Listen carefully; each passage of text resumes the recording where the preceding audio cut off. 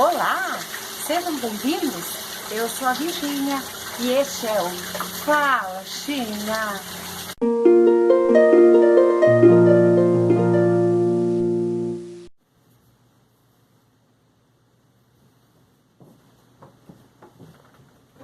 Olá, sejam bem-vindos à série Apocalipse, parte 5.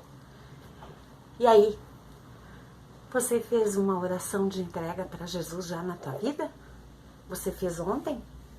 Se você tomou esse passo e não tinha tomado ainda, foi a decisão mais sábia que tu tomou na tua vida, pode crer. Teu futuro, a tua redenção, a tua salvação depende deste passo.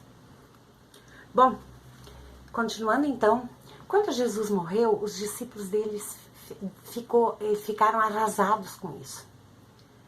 Mas, logo 3 dias depois, ele ressurgiu então. E as mulheres, Maria Madalena, Maria de Betânia e as outras mulheres, Susana, elas encontraram o túmulo vazio. E os discípulos duvidaram, mas ele apareceu no meio deles. Eles estavam trancados em 4 paredes, né, com medo de perseguições, e ele atravessou uma parede. Tomé duvidou também, depois ele apareceu para Tomé. E muitos ali se impactaram com Jesus ressurreto, com o Evangelho. Atos 2:36 diz isso, né? Eu vou ler Filipenses 2, 9 a 11. Jesus, ele era, então, Yeshua, o nome verdadeiro, né? E Filipenses 2, 9 a 11 diz: Por isso Deus o exaltou à mais alta posição. Ele deu um nome que está acima de todo nome, para que ao nome de Jesus se dobre todo o joelho nos céus, na terra e debaixo da terra. Toda língua confesse que Jesus Cristo é Senhor, para a glória de Deus Pai. Então, Jesus recuperando o propósito de Deus, né? Aniquilando a obra de Satanás, que a cruz aniquilou a obra dele. Ele comprou de volta, né, todo o domínio da terra e as chaves do céu e do inferno, né, do inferno porque essas chaves estavam com Satanás, né. E Jesus então recebeu o nome acima de todo nome, né. Você sabia, em Atos 1:3 diz isso, que os discípulos de Jesus ficaram, ou melhor, ele ficou com seus discípulos 40 dias ainda depois que ele ressurgiu? Mais de 500 pessoas viram ele neste tempo, né? E ali ele deu a ordem de fazer discípulos em Mateus 28, 18 a 20, né? Ele disse: ide fazer discípulos de todas as nações, batizando-as em nome do Pai, do Filho, do Espírito Santo, e ensinando a guardar todas as coisas que eu tenho ensinado. Também falou que estaria conosco até a consumação dos séculos. E enquanto ele se elevava, depois desses 40 dias, à altura, muitos dizem que Jesus foi arrebatado. Ali ele não foi arrebatado, ele foi transladado, porque eles viram ele subir. Atos 1, 10 a 11 diz: E eles ficaram com os olhos fixos no céu enquanto ele subia. De repente surgiram diante deles 2 homens vestidos de branco que lhe disseram: Galileus, por que vocês estão olhando para o céu? Este mesmo Jesus que dentre vós foi elevado aos céus voltará, da mesma forma como o viram subir. Isto é uma promessa, que ele voltará. Aqui está falando da volta. Voltará para onde? Aqui na terra, para governar a terra. Vai ser um dia maravilhoso e ao mesmo tempo terrível. Eu vou falar um pouco sobre isso nos próximos vídeos, né? Então, se você aceitou Jesus, quando a gente entra para a família de Deus, os umbrais da nossa casa, que é o coração, né? Eles estão protegidos, são revestidos de Cristo. Lembra que lá no Egito, então, eles mataram um cordeiro e sinalizaram os umbrais com o sangue do cordeiro? Jesus substituiu isso, né? Jesus foi o cordeiro, e então somos revestidos de Cristo através do batismo. Eu gosto de explicar, quando tu aceita Jesus, tu deu um passo, como eu disse, importante na tua vida. E é como se Jesus estivesse te dando a mão e ele nunca vai largar, só se tu não querer mais ele. Agora, no momento que tu te reveste de Cristo, tu te batiza, seria como se isso aqui fosse você e a Bíblia fosse Jesus. Você está revestido de Cristo. Entende a diferença? Efésios 6 fala que a gente recebe uma armadura, e essa armadura é o próprio Jesus, né? Então, temos nova vida e nos identificamos com o mundo, com os desejos da carne. Para quem não assistiu meus outros vídeos, eu estou lendo um pouquinho do que eu escrevo no meu livro e explicando a Apocalipse, comecei em Gênesis, né? Então, a gente não precisa fazer nenhum esforço para ganhar a salvação, ela é de graça, né? Jesus já fez tudo, né? E então, todos que são filhos de Deus, são batizados, né? Vivem debaixo dessa graça, que é Jesus, né? Debaixo dessa graça. Então, o ser humano não consegue compreender o quanto isso é formidável. É de graça. É como se você tivesse uma dívida de bilhões de dólares e não teria como pagar. E o banco te manda uma convocação e você vai lá apavorado, pensa que vai ser preso, aquelas coisas todas. E o que acontece? Uma surpresa, o gerente do banco diz assim: a tua dívida foi paga. Já pensou? E Jesus fez muito mais do que isso. A nossa dívida, a dívida da tua alma vale muito mais que isto, né? Então, uma coisa também a gente tem que saber, que a gente nada merece, né?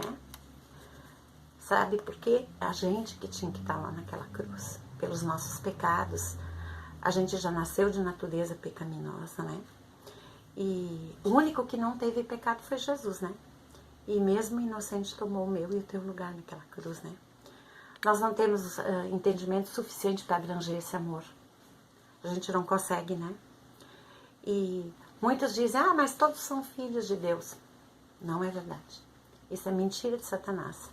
Só é filho de Deus aquele que tem Jesus. Sem Jesus, todos são somente criaturas de Deus. É verdade. A maioria diz que crê em Deus, também até em Jesus. Mas pelos frutos, conforme a gente vê em Mateus 7,20, que diz que pelos frutos conhecereis, né? A gente percebe que o jeito que está esse mundo, a maioria não segue o Deus verdadeiro. Agora, o bom que Deus mandou Jesus justamente para os pecadores, para os doentes, né? Eu era uma. Mesmo que eu vivia numa religiosidade, eu era uma pecadora e graças a Deus, graças a Jesus me tornei filha, né? E Deus quer que todos nós sejamos como Adão lá no começo, antes do pecado. Perfeito, a semelhança de Deus, a semelhança de Jesus, né? Que é o segundo Adão. Agora, para isso a gente também precisa cair em si, né? Nos arrepender, né? Assumir que vivíamos afastados de Deus, afastados de Jesus, que éramos independentes, rebeldes, desobedecemos, né? Os princípios divinos, mas que a gente quer mudar. Isso que é importante, né?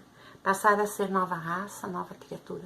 Deus não olha para nosso passado quando a gente se arrepende e busca o Senhor, né? Um filho de Deus obedecendo ao que a palavra orienta. Isso que nós somos depois que aceitamos Jesus. E isso que Deus quer. Paulo em Romanos 6:6-8 diz, sabendo isto, que foi crucificado com ele o nosso velho homem. Então o que ficou passado é velho homem. Para que o corpo do pecado seja destruído e não sirvamos o pecado como escravos. Porquanto quem morreu está justificado do pecado. Quem morreu é no sentido de matar o velho homem. Ora, se já morremos em Cristo, cremos que também com Ele viveremos. Ao nos tornarmos filhos de Deus, o seu Espírito volta para nós, faz morada. E se permitirmos, Ele mudará nosso caráter, governará a nossa alma, né? Nos dará direção e teremos nova vida espiritual. Pois nos tornamos filhos amados do Pai, né? 1 Pedro 9, não, 1 Pedro 2, 9 a 11 diz. 2,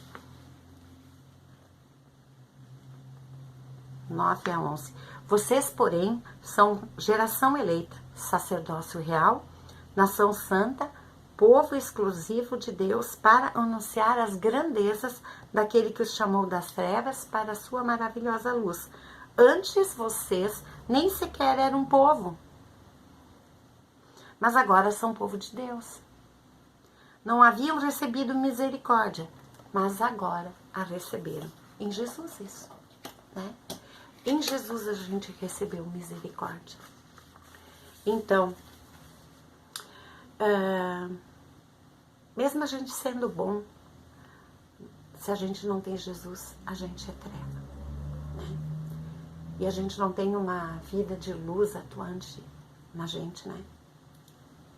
E olha, interessante, depois que tu creu em Jesus, tu recebeu Ele como teu Senhor e Salvador, tomou um passo, se batizou, Deus não vê mais eu, a Virgínia, não vê mais você, José, você, Paulo, você, Ana, você, Maria, você, João, você, Luísa. Deus vê Jesus em você. Deus, quando olha para mim, se Ele olhasse como eu sou, mas Ele vê Jesus em mim. E isso é maravilhoso demais. Bom, devido a esse gesto louvável do Senhor Jesus, a gente não vai ter mais morte espiritual, porque nós nascemos, fomos criados para ter vida eterna. Só que essa vida eterna pode ser do lado bom ou do lado ruim. Do lado ruim é morte espiritual, né? Cristo é a rocha da nossa salvação. Com Ele não há mais condenação. Existe uma música assim. Bom, eu falei também do primeiro céu, do segundo céu, do terceiro céu. Sabia que lá no terceiro céu existe um livro da vida que um dia será aberto? E sabia, eu quero representar isso, ó. Deus escrevendo a nossa história, né? Tem mais livros lá. Tem livros, cada um tem um livro. Eu acho que tem um livro lá com o meu nome, tudo que eu fiz escrito. Já pensou? E tem o livro da vida, onde Deus, quando aquele que recebe Jesus Cristo como Senhor e Salvador, é inscrito no livro da vida, né? É como num cartório, né? Isso aqui eu quis simbolizar a época que nós estamos passando agora também. Deus escrevendo os que estão, a nossa história, escrevendo quem aceitou Jesus, né, no livro da vida. Eu vou ler isso em Apocalipse 20, 12. Apocalipse 20, 12.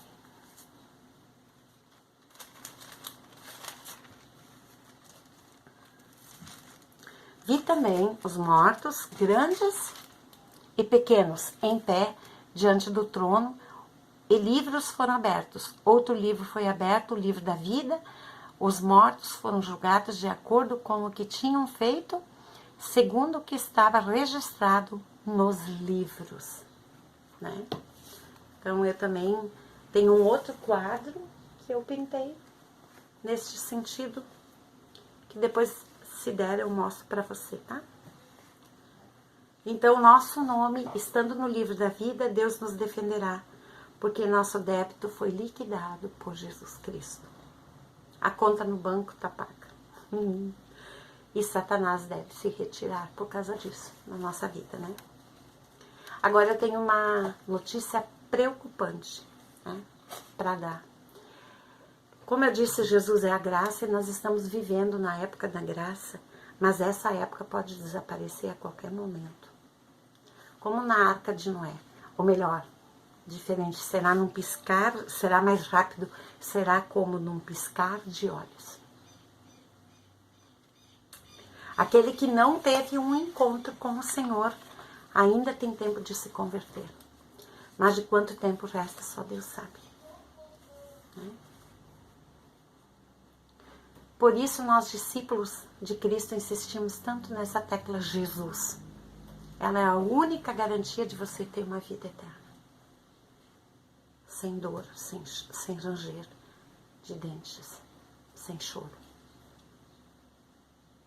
Desde Gênesis a Apocalipse, as escrituras apontam para Jesus, tudo gira em torno dele, também do povo de Israel, né?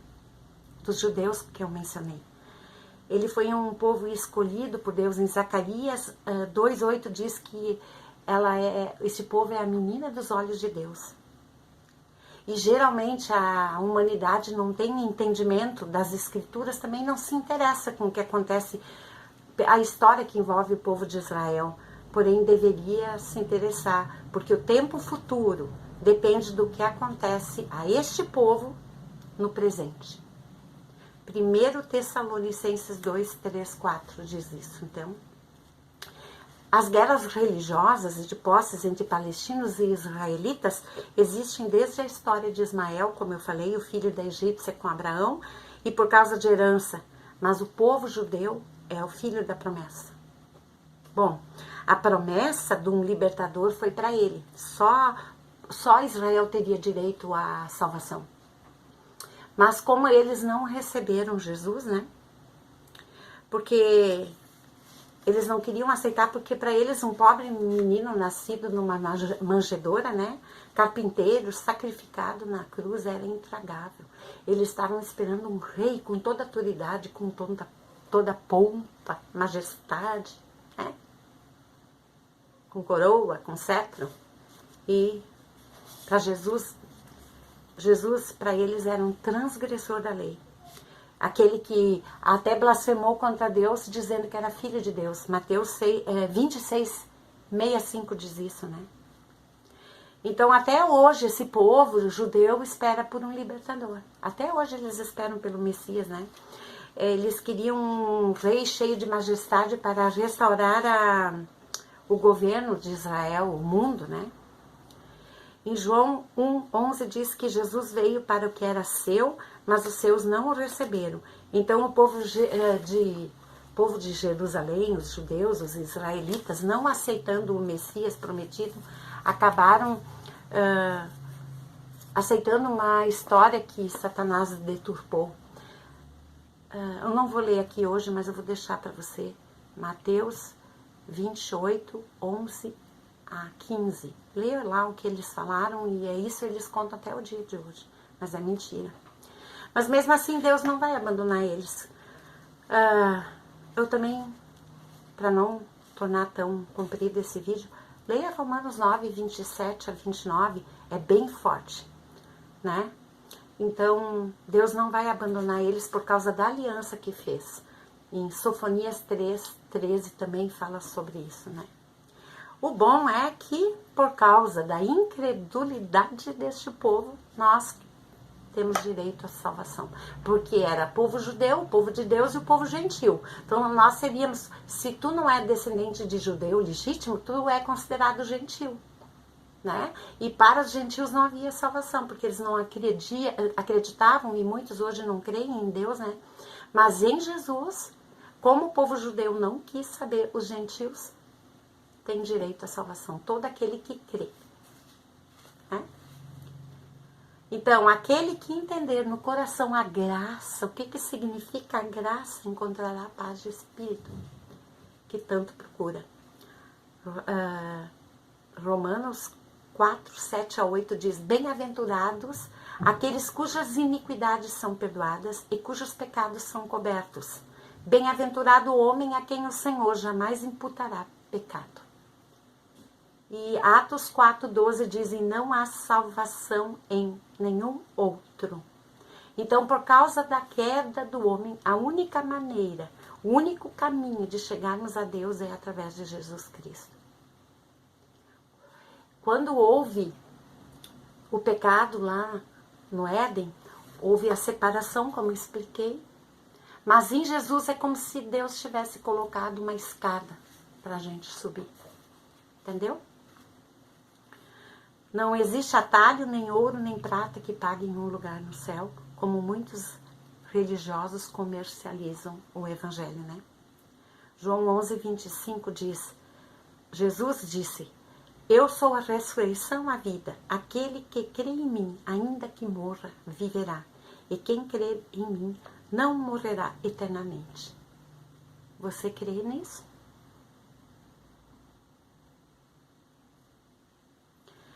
Então, seu nome vai estar no livro da vida. Ok?